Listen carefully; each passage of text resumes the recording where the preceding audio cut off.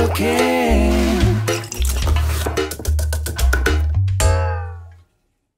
Bonjour à tous, aujourd'hui on se retrouve pour une nouvelle vidéo, on va faire de la cuisine tunisienne. Alors je vais vous présenter la recette de la bkaïla qui est un tagine. C'est une V2, je vous l'ai déjà présentée en 2009. On va la dépoussiérer un peu, on va lui mettre un petit coup de projecteur. Vous allez voir, elle le mérite vraiment, je vous montre ça tout de suite. Alors pour réaliser notre bkaïla, il va nous falloir un pied de veau coupé en deux. On aura besoin d'1 kg, 1 kg 100 de viande de bœuf. Donc moi aujourd'hui j'ai choisi de la basse-côte. On va avoir besoin de 500 grammes environ, si on a un peu plus ou un peu moins, c'est pas bien grave, d'épinards. Donc là, ce sont des épinards que j'ai décongelés, j'ai retiré l'eau, tout simplement, je les ai pressés, et puis maintenant, on va pouvoir les utiliser.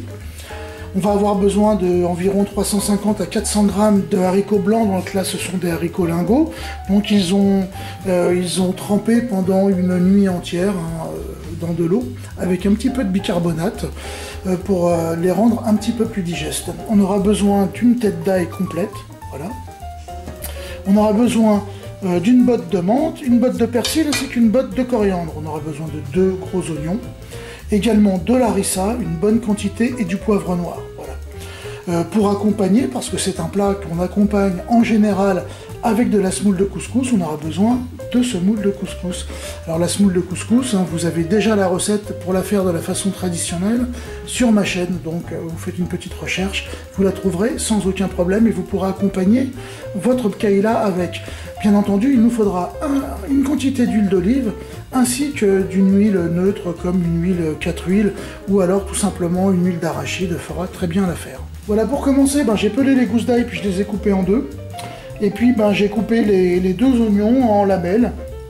Donc maintenant on va pouvoir s'attaquer au gros de la recette qui va être faire le confit d'épinards à proprement parler, c'est ce qui va nous prendre le plus de temps. Donc c'est parti, on va tout de suite commencer. Alors j'ai mis une poêle à chauffer, je vais mettre une bonne quantité d'huile d'olive, ou d'huile neutre encore une fois, de toute façon on va faire un mélange des deux, puis je vais y ajouter mes épinards dessus. Et on va les faire revenir pendant un certain temps, en fait, le but étant de les cuire.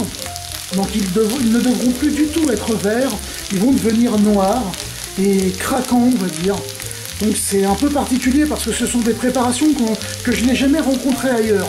Voilà, là le confit d'épinards pour la bkaïla, c'est vraiment quelque chose qui est tout à fait original. Et que vous allez pouvoir exécuter chez vous sans aucun problème, parce qu'il n'y a pas de difficulté.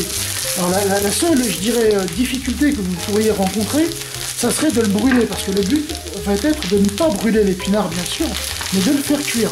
Donc on va rajouter petit à petit, régulièrement de l'huile. Vous voyez que déjà là, au fond de la poêle, il n'y a plus d'huile. Les épinards ont tout absorbé. Alors donc, l'eau des épinards va s'évaporer petit à petit. Et puis, ils vont cuire. Allez, je rajoute de l'huile, de façon à ce que les épinards ne soient jamais secs et puissent frire correctement. Et je les remue constamment. C'est une préparation qui va vous demander une présence constante. Vous ne pouvez pas vous absenter, il faut rester devant et les remuer. Donc ça prend un peu de temps. Si vous en avez la possibilité, faites-en 2 kg, faites-en 3 kg. Et ensuite, c'est une préparation que vous pourrez congeler sans aucun problème, ou conserver dans des bocaux avec de l'huile d'olive, et que vous pourrez réutiliser quand vous en aurez besoin. Et là, vous aurez un vrai gain parce qu'il n'y aura pas ce boulot à faire. Donc ça veut dire que la bkaïla pourra être préparée très rapidement ensuite. Alors, là, je ne sais pas si vous le voyez bien, voilà, les épinards sont plus vraiment verts, on voit qu'il y en a déjà certaines parties qui sont noires. En fait, c'est parce que c'est en train de cuire gentiment. D'ailleurs, on entend le bruit. Donc, il faut constamment les remuer. Il ne faut pas que ça attache, il ne faut pas que ça colle. Là, on est à un quart d'heure de cuisson. Donc, il faut continuer. Tous les épinards devront être noirs, donc bien frits. On ne devra plus voir aucune partie verte. Mais, encore une fois, il ne faut pas les brûler. Alors, on est maintenant à 30 minutes de cuisson passée. Donc là, on voit que ça a bien réduit. Les épinards commencent à être bien noirs. Il reste quelques parties vertes, donc on va continuer.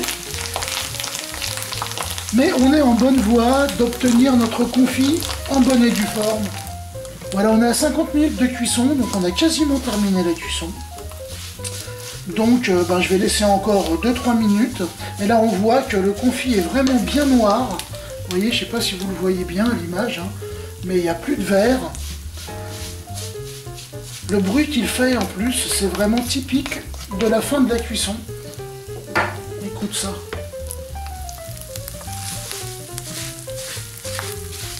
Voilà, là on sent qu'il est cuit. Alors encore une fois, il n'y a pas de partie brûlée ou quoi que ce soit, c'est normal qu'il soit noir. Maintenant, je vais l'enlever du feu, et puis on va pouvoir faire notre paella avec. Allez, c'est parti. Donc je vais mettre la viande, j'ai mis un petit filet d'huile au fond, juste pour pas que ça attache au démarrage. Je mets mes morceaux de viande. J'ajoute le pied de veau. Je vais ajouter mes haricots. J'ajoute mes oignons.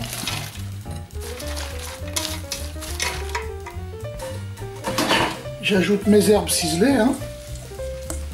Alors je vous rappelle que la coriandre, vous pouvez utiliser la queue également, hein, pas seulement les feuilles, puisqu'elle est tout à fait savoureuse et pleine de parfum.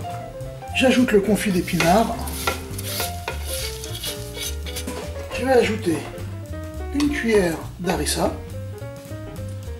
Alors faites attention avec le piment parce qu'on peut toujours en rajouter, on va pouvoir difficilement en retirer. Je vais ajouter un petit peu de poivre, également, une petite cuillère à soupe également, et puis maintenant je vais couvrir à hauteur.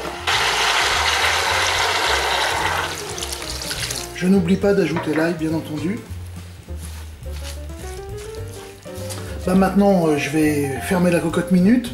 J'ai mis le feu fort et à chuchotement, on baissera le feu environ de la moitié hein, au niveau puissance pour pas que ça attache au fond. Et puis on partira pour 45 à 50 minutes de cuisson. Voilà, la cuisson est terminée. Donc maintenant je vais débarrasser ma paella des 2 pieds de veau, puisque j'en ai plus besoin en fait. Il nous reste notre paella qu'on va pouvoir manger avec de la semoule de couscous. Bon pour ma part il n'y a plus qu'à alors à table. Voilà, traditionnellement ce plat est mangé avec de la semoule et il cuit également avec une saucisse qui s'appelle de la Hausbahn. Donc là je n'en avais pas, si vous en trouvez, ajoutez-en une ou deux dans le plat, ça va la parfumer en plus et ce sera vraiment super bon. Bien sûr une assiette de semoule et puis vous aurez le plat de paella rêvé, le plat de paella parfait, semoule, paella et Hausbahn. Voilà, j'espère que tout cela vous a plu, que ça vous a donné envie de le cuisiner. Si c'est le cas, comme d'habitude, vous likez, vous n'hésitez pas. Vous laissez des coms, vous partagez cette recette sur vos réseaux sociaux préférés. Puis moi, je vous dis à très bientôt pour de nouvelles aventures culinaires. Allez, ciao. Cooking.